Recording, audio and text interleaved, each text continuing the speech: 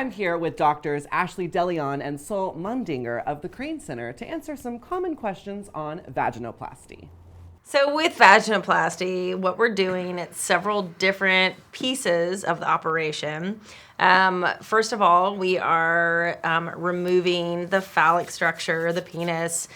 We are still preserving the nerves, arteries, and veins that innervate part of the glands of the penis in order to create a clitoris. A smaller structure, but three-dimensional, tack it down into the proper position. We are creating a clitoral prepuce, or clitoral hood, in other words, a vestibule, which is kind of that pink mucosal area between the labia minora. We're shortening the urethra so you can sit and urinate.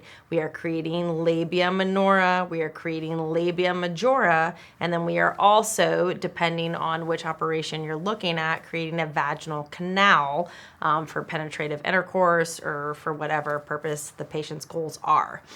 So it kind of depends in that regard. We are also removing the testicles and performing an orchiectomy, which allows patients to come off of their testosterone or androgen blockers. And then just kind of fashioning the vulva ultimately. So just a couple simple things. Couple simple things, but it's all done in one stage. We do everything at once. It takes about 2 hours, 3 hours. Yep. Wow, it's a lot shorter than I thought. Yeah, so everything's done in one operation, and it's all done in a couple hours. It's a general anesthesia. You're completely asleep. And for most of our patients, they stay in the hospital for 1 to 2 nights just for pain control and things such as that, and then do a few post-operative visits following. What does that recovery process really look like? So, overall, this area swells like crazy. It bruises like crazy. It's dependent, with gravity, which means fluid likes to go down with gravity. It's really hard to get the pelvis above the head unless you want to do handstands or headstands, which really aren't, really recommended after vaginoplasty. So, for the most part, right? No, are you saying you're never allowed to do headstands again? Oh no, you totally can if you're able. Just not in the first 3 weeks. It would be hard for me. That makes sense. But yeah, instead I have my patients prop their hips under pillows and stuff to help with swelling and things like that to get the pelvis above the level of the heart. But ultimately, the recovery process for a full vaginoplasty is typically about 6 to 8 weeks, just depending on recovery, healing, and pain control. So fast. Yeah. Wow, I was not expecting that. And then for any activities that are sort of kind of dedicated to the pelvis, like penetrative intercourse, riding a bicycle, because if you can imagine sitting on a bicycle seat with your legs going back and forth, that creates a lot of trauma to the surgical site. So for things really specific like that, it's more like 12 weeks. But for just vigorous physical activity, exercising, and kind of getting back to your normal routine and things like that, it's more like 6 to 8. So I know a popular question that a lot of girls would want to know is what really determines the depth of the vaginal cavity? Sure, yeah, good question. So for the most part, what we do when we create a vaginal canal from the penile and virgin vaginoplasty, everything's measured, of course, and then we always get between 13 and 15 centimeters depending on how long that patient's pelvic inlet is, right? And so what that means, though, what that translates to, and what our goals are during the operation when we're creating the canal, is getting to that what we call a pre-peritoneal space. And that's really a fancy word for the peritoneum, which is a kind of a thin, flimsy sac that kind of holds in all of the intestines, right? And so it's very flimsy, very malleable. And so getting past an obvious fascia into that pre-peritoneal space is kind of the key if you're going to get depth with vaginoplasty.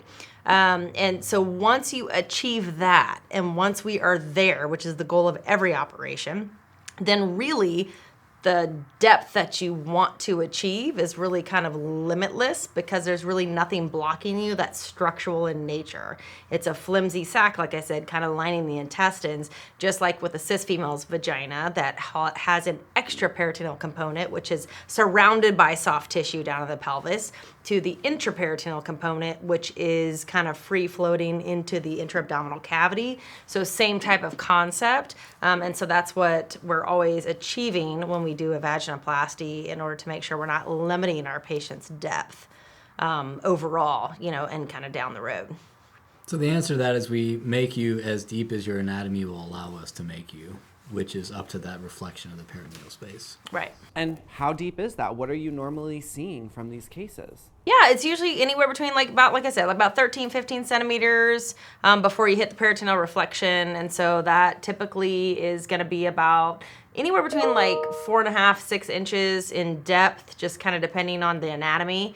And then beyond that, with dilations and creating those micro tears in the skin graft that's lining the canal, that's what creates those micro tears and allows a stretch, right? And that's really, once you do that, there's really not a limit on depth, if that makes sense. Mm-hmm. So I guess the reason I'm asking is because isn't this how you have sex? So you need depth in your vagina in order to have sex, right? I don't know many 13 centimeter gentlemen, so that's why I'm wondering, how does that work? What do you mean? Because you keep saying limitless. So is it longer than 13 centimeters, or It can be. It can be. Yeah, absolutely. It can be It can dilated be. up to that. Yeah. I have patients that can't even, they hub the entire dilator. Completely gone. It just depends on the work that you're putting in and making sure that the surgeon that you're with is taking everything to the point of the preperitoneal space to where you're not limited in how far you dilate and what you can accommodate sexually. Does that make sense? Yes, and isn't dilating a huge part of this? Huge. Is this something you have to do throughout your life once you've received the surgery? Absolutely. It is a common maintenance, situation with vaginoplasty, whether you're talking about penile inversion vaginoplasty or peritoneal vaginoplasty. Either way, dilations are essential in order to make sure that the skin that's lining the canal is able to have those micro tears and stretch and accommodate whatever you are using, as far as penetrative intercourse, toys, etc. Right? And so that is a How did you know I like toys? come on, girl. Don't we all? So now, how do you obtain this process? Is there's like a dilator? There There is. are special made dilators Yeah. for trans women for vaginoplasties that we use. And how often are women having to use these? So initially, it's a lot more onerous of a thing, right? So initially, when you're kind of in the wound healing phases and your body's seeing this as a wound and not a canal, right? And so it goes into heal mode and tries to lay down scar tissue. It tries to close things off and close down that space and have scar. Much like an ear piercing, right? Right, exactly. And so initially, it's about 3 times a day for about 10 minutes, 10 to 15 minutes, give or take. But by the end of a year, when all of that healing process is kind of slowed down, for most of my patients on average, I don't know if you feel the same, but for the most part, it's about 1 time a week. Yep. And then keep in mind, any type of penetration counts as a dilation. Right. So if you're in a normal sexual relationship, people have sex on average once a week. If that person tends to has Oh a my penis. God, I'm so glad I don't have a normal relationship. My goodness. Most patients, depending upon their relationships or their use of sex toys, it's not like this has to be a thing that is not integrated into your normal sexuality. Sure. You're right. It's all just about keeping that canal dilated. And what is it exactly? In my mind, it's sort of like a blow-up balloon that you pump and it creates space, or what is it? So, as Ashley was saying, 30,000, 40,000 foot view of this procedure is we're basically turning your cis male anatomy into its corresponding parts in a cis woman.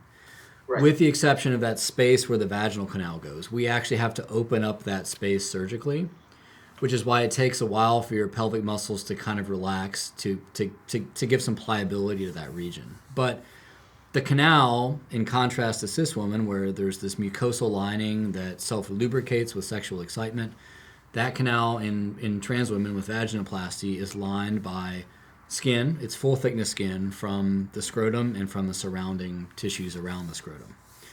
So, if you feel a scrotum, there is some underlying pliability to it. There's this layer of fascia called dartos fascia that does give some glide to the kind of more external portion of the vaginal canal. But the internal portion of the canal is lined with a full thickness skin graft. It does have some pliability, but is not as nearly as pliable as the skin that's still with the scrotum itself. For cis women, the average size of a cis female's vaginal canal is 3.5 to 4.5 inches. We make it much bigger than that on purpose because with trans women, we're unable to allow them to experience physiologic tenting, where the physiologic changes with arousal can actually lengthen and deepen the canal. And so because of that, that's why we're so very careful and diligent about creating a canal that goes up to that preperitoneal space that you're able to dilate up in order to accommodate whatever your goals are. Yeah. Now, could you tell me a little bit about zero depth vaginoplasty? Yeah, absolutely. So zero depth, honestly, is completely identical to a full penile inversion vaginoplasty. Also, for the most part, other than the canal part, identical to a peritoneal vaginoplasty. So in other words, the vulva that's created has the exact same technique, at least in our practice. However, the difference there, and the only difference, is that you're not creating a canal. And so because of that, the maintenance is different, right? You don't have to dilate, you don't have to use, water-based lubricants in order to do dilations or participate in penetrative intercourse. Because that maintenance out of the picture, since we're not creating a canal. Also, the other difference is some of the bigger risks with vaginoplasty are off the table, right? We're not worried about injury to the rectum, the bladder, the urethra, those sorts of things, because that all comes into play when we're creating a vaginal canal. Hair removal is not a requirement for zero depth vaginoplasty because there's not actually a canal there. And the main purpose of hair removal prior to vaginoplasty is to ensure that you don't have hairs growing inside the vaginal canal where they're not supposed to be and could create problems. It's done as an outpatient operation, takes us about an hour and a half to 2 hours. Like I said, everything else is completely identical to vaginoplasty and full vaginoplasty, meaning penile inversion, peritoneal, whichever one you're talking about, with the exception of there is not a vaginal canal created. Now, what we do during the operation is kind of create the aesthetic of a canal. But it's a blind ending. There's not really a canal there. But for example, if I look at any of my patients that have had a zero depth vaginoplasty versus my patients that have had a full vaginoplasty, unless I know which patient we're talking about, if I'm just looking at if I'm just looking at postoperative pictures from the outside, I can't tell which one's full and which one's zero depth, right? But it's essentially. Why would people go with this option? Well, so if you're not going to use the canal, if that's So not that's a the main goal, difference is when it's Just the zero canal depth, route. you can't That's have it. penetrative sex. Right. That's it. And That's it. everything that we do, there is some trade-off involved and there's risk involved. Mm-hmm. And without needing to open up that space to create the canal for the vaginal lining and create that canal, as Ashley said, you're giving up and you're not accepting a lot. Some patients just don't want to accept the risk of having injury to the rectum or their bladder or the urethra. Other patients are just interested in having anal sex or only having receptive sex and not interested in using the canal for penetrative intercourse.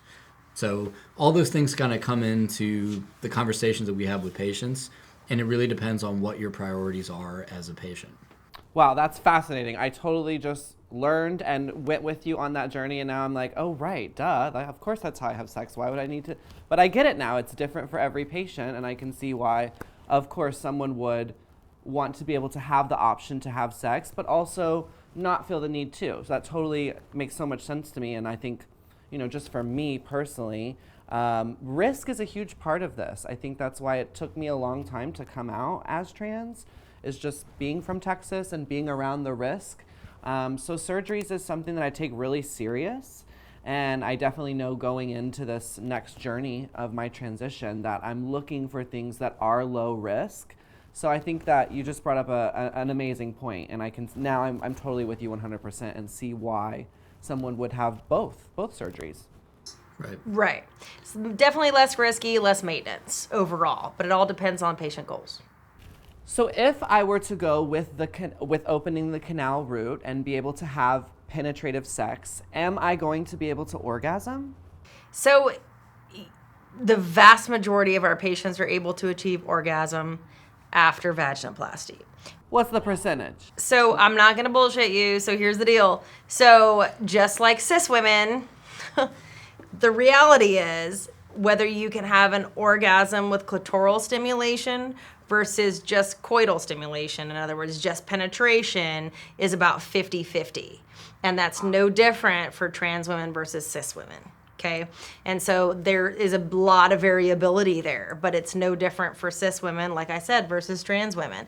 So that ability varies. The G spot is exceptionally sensate typically in trans women because we don't remove the prostate. And so that kind of anterior portion kind of going towards bladder, prostate area is always very sensate. And then in addition, when we talk about creating the clitoris, we never disrupt the nerves that innervate that area. Those are always intact throughout the entire operation and preserved. So most patients have 100% clitoral sensation. And then when you talk about orgasm, that varies, right? Because, erogenous sensation, orgasm, of course, like I always say, is kind of the interplay of your normal sensory nerves with your mind. And so it does vary, and anorgasmia does happen, but most of the patients that experience anorgasmia after vaginoplasty had anorgasmia prior to vaginoplasty, if that makes sense. And in all your pre-existing anatomy and sensation, it's still there, but it's in a very different place. And it does take your brain time, months to a year, to relearn where that anatomy is, what gives you sexual sensation.